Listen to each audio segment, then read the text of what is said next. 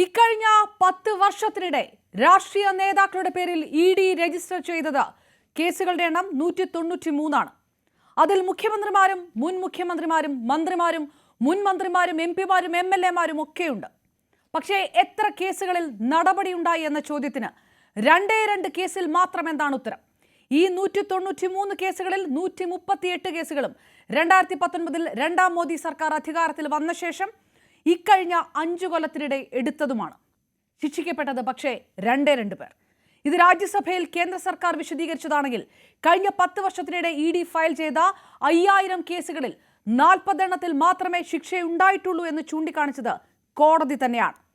നടപടി ഉണ്ടാക്കാതെ ഭീഷണിയുടെ മുന്നിൽ നിർത്താൻ മാത്രമാണ് ദേശീയ അന്വേഷണ ഏജൻസിയെ ഉപയോഗിക്കുന്നതെന്ന പ്രതിപക്ഷ പാർട്ടികളുടെ ആരോപണങ്ങൾ ഈ കണക്കുകളെല്ലാം ശരിവെക്കുന്നുണ്ടോ? ഇതേ സമയത്ത് കൊച്ചിയിൽ ഇഡി ഉന്നത ഉദ്യോഗസ്ഥനടക്കം പ്രതിയായ പുതിയ അഴിമതി കേസ് വരുമ്പോൾ കേന്ദ്ര സർക്കാർ ഇഡി ഉപയോഗിച്ച് രാഷ്ട്രീയ വേട്ടയും ബിജെപി സാമ്പത്തിക കൊള്ളയും നടത്തുന്നു എന്നതിന്റെ തെളിവാണെന്ന് ആരോപിച്ച് രംഗത്തെത്തുകയാണ് പ്രതിപക്ഷം. കേരളത്തിൽ CPM-ന് ഇതിലും വലിയ ആയുധം തന്നെ കിട്ടാനില്ല.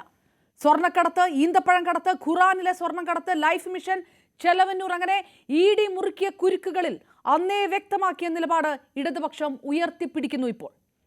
എന്നാൽ കൊടകര കേസ് ഇഡിക്ക് കൈമാറിയ ഇടത് സർക്കാരിന് ഇഡിയെ താറടിക്കാൻ, ഈ ആരോപണം ഉന്നയിക്കാൻ എങ്ങനെ കഴിയുമെന്ന് ചോദിക്കാൻ കോൺഗ്രസുമുണ്ട് രംഗത്ത്.